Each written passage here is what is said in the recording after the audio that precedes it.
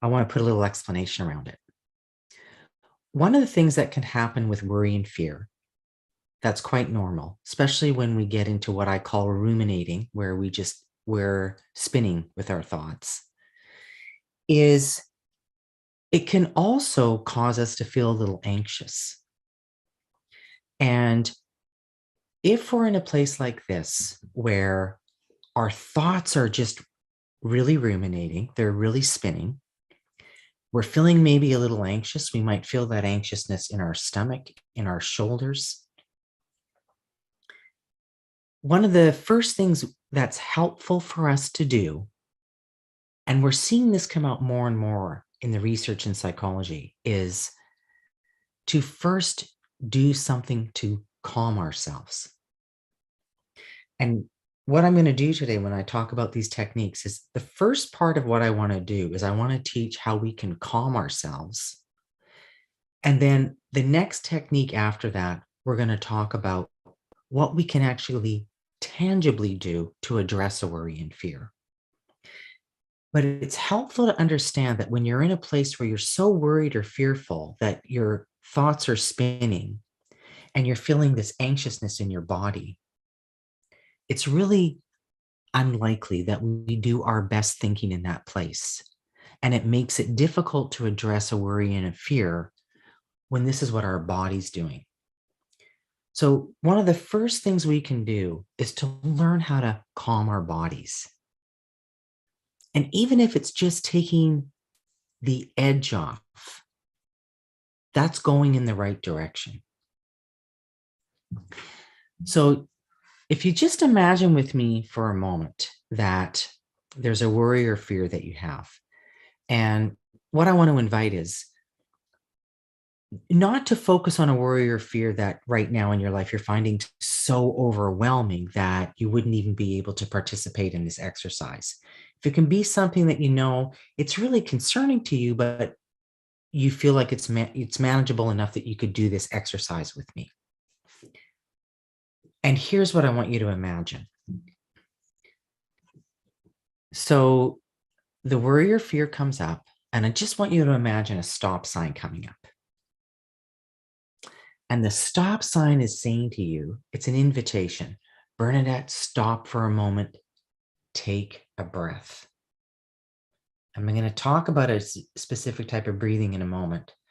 But so imagine that stop sign. Stop, take a breath.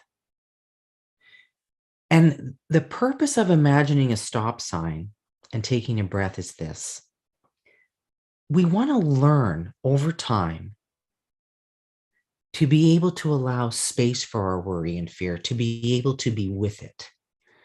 Often, quite naturally, we just want to shut it out. We want it to stop, go away. But as I said, we're human, and worry and fear will come up in our lives. And so the better we can get at allowing some space to be with it, we can gain a better understanding then, and this relates more to the second technique I'll teach. We can gain a better understanding of, what's under this worry and fear, and what can I potentially do with it. So the breathing part, and this is what I just want to invite you to practice for a moment. So there's a particular type of breathing called box breathing. And I want to say this, if you already have a breathing technique that you like to use, then by all means use that technique. There's no right or wrong around this. You'll hear different versions of box breathing, but this is what we're going to do today so you get a feel of it. So I'll talk it through first and then we'll try it together. So you just want to sit somewhere comfortably where you're sitting in a chair, your feet are on the floor, and you're just allowing yourself to be, your weight is in the chair and you're just allowing yourself to be in there. And then what you want to do is you can do this if you like. You can put your hands over your stomach. And essentially, here's what we're going to do. We breathe into the count of 3. And if you have your hands over your stomach should come out a little bit because air is going in there. And then when you breathe out to the count of 3, you're letting the air out.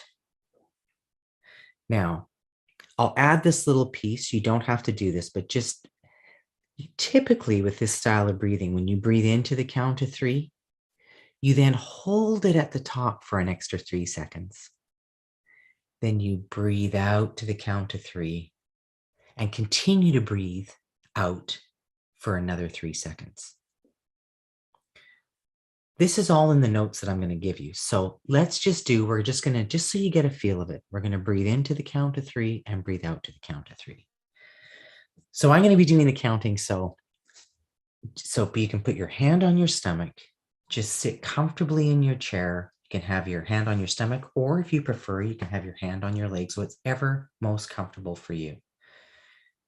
And so let's just imagine for a moment, you can close your eyes if you want and just relax into this. So whatever the worry or fear is, we imagine the stop sign coming in. The stop sign is the invitation saying, Bernadette, let's breathe together here. So to the count of 3, 1, 2, 3, you're breathing in. And then 1, 2, 3, breathing out. Just let yourself notice what it's like in your body. And let's do the breath again. So we're going to breathe into the count of 3. 1, 2, 3, and then breathe out to the count of 3. 1, 2, 3. And again, think about this for a moment. Why we're doing this is if we're feeling overwhelmed by worry and fear, and we feel that bit of anxiousness, we're trying to calm our bodies down. And I want to say something that's helpful to know, and many of you may already know this because I know a number of you go to some of my colleagues' classes on breathing work and yoga. When we do this type of breathing, what happens is it activates what's known as our parasympathetic nervous system. That's the system that calms us down. And what I always like to say to people is this: you might be thinking in the middle of worry and fear, seriously, this is the best you got to offer? You're telling me to breathe? Like, seriously? However, here's what I want to really invite.